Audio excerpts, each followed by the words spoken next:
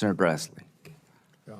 I've got a figure in front of me of $610 billion of improper payments just in healthcare.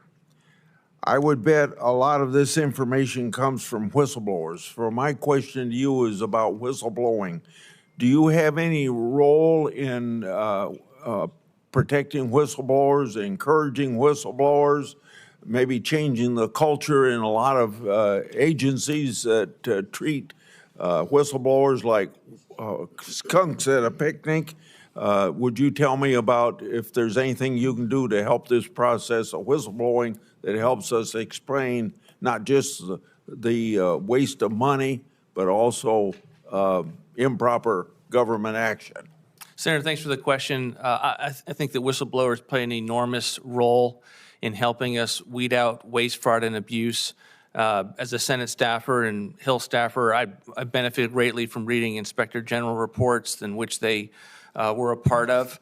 From my standpoint at OMB, my view is OMB should be an advocate for whistleblowers in every possible way, and to make sure that we value, and as a result, the agency heads value the work that they do. And so we'll always be looking for opportunities along those lines.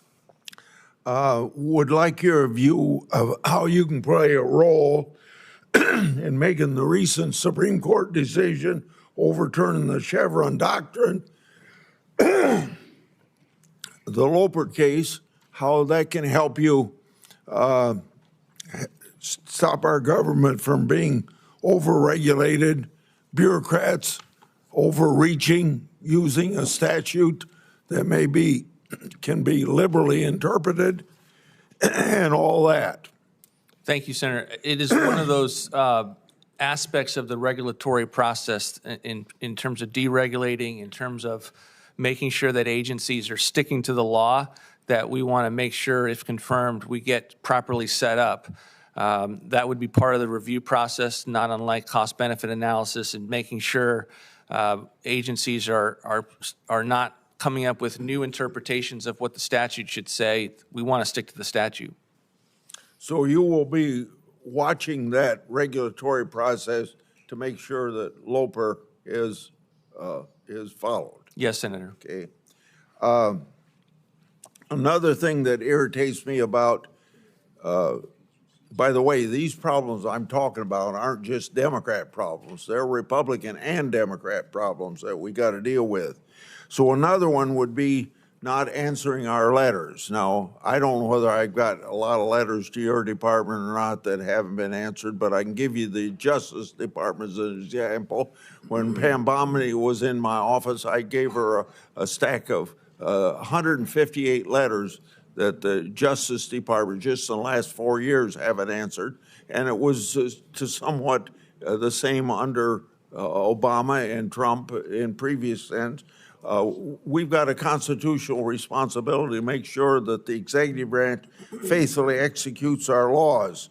So we want to make sure that these letters are answered. So on September 15th, 2023, I sent President Biden's OMB director a letter asking a simple question: where is the implementation guidance for the Open Government Data Act?